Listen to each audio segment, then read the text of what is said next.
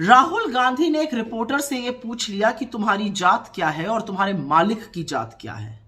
यह सवाल बिल्कुल सटीक निशाने पर लगा है, पर इस सवाल से मीडिया के जो बड़े बड़े मठाधीश हैं वो बड़े उत्तेजित, आक्रोशित और विचलित नजर आ रहे हैं, टूट पड़े हैं राहुल गांधी पर। लेकिन यह सवाल जितना गंभीर और जितना गहरा है और जितना वाजिब है, उससे उत्पन्न उत्तेजना उतनी ही सतही, उतनी ही हल्की, उतनी ही सस्ती है।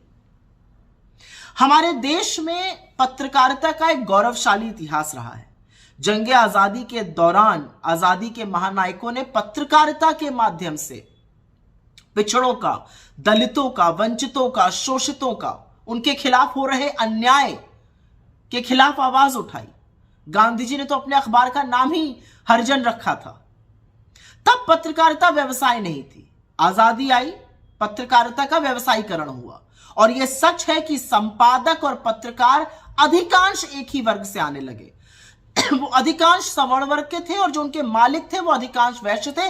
उठाकर देख लीजिए किसी भी बड़े मीडिया हाउस को, आज भी 2024 में एक भी संपादक मेन स्ट्रीम मीडिया का ना एससी है, ना एसटी है, ना ओबीसी है, जबकि उनकी जनसंख्या 73% है। तो उनका प्रतिभाग कहां है, उनका रिप्रेजेंटेशन कहां है? यही सवाल तो राहुल गांधी जी ने उठाने की कोशिश की है। इसी सवाल का तो जवाब वो आपसे मांग रहे हैं। बजाय इसका जवाब देने की कि इन लोगों का 73% का रिप्रेजेंटेशन कहां है, राहुल गांधी पर टूट पड़ना इसका जवाब नहीं है, उस पर बरगलाना इसका जवाब नहीं है। और क्या ये लोग उन लोगों की आवाज बन सकते हैं? क्या ये समझ सकते हैं उनकी पीड़ा?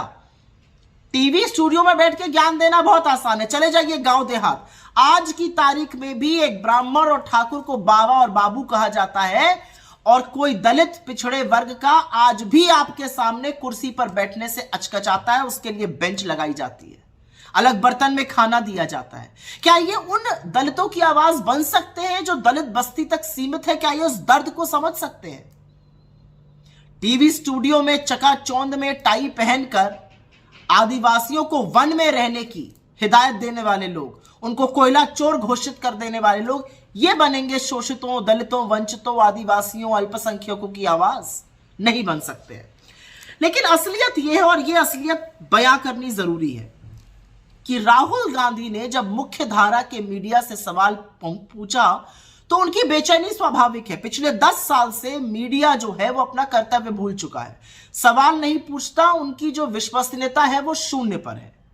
तो राहुल गांधी जी जब धराशायी लोकतंत्र के चौथे स्तंभ के मलबे पर खड़े होकर दहाड़ते हैं कि तुम्हारे इस पूरे मायाजाल में आम जन की आवाज कहां है, तो यह बेचैनी स्वाभाविक है।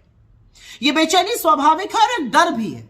डर इस बात का है कि चाहे वो दलित, शोषित, वंचित, आदिवासी, अल्पसंख्यक, पिछड़े वर्ग के लोग हो जो 73% है, चाहे वो गरीब हो, अभिजात्य वर्ग के, वो इनसे सवाल पूछेंगे कि बेरोजगारी के सवाल कहां है, महंगाई के सवाल कहां है, आर्थिक असमानता के सवाल कहां है, क्यों पर्चे लीक हो रहे हैं, क्यों हमारे बच्चे बेरोजगार घूम रहे हैं। इनको डर है कि अगर उन्होंने अपने मुद्दों पर वैकल्पिक मीडिया को ढूंढ लिया तो इनके प्रचार प्रसार का क्या होगा, इनके कारोबार का क्या होगा।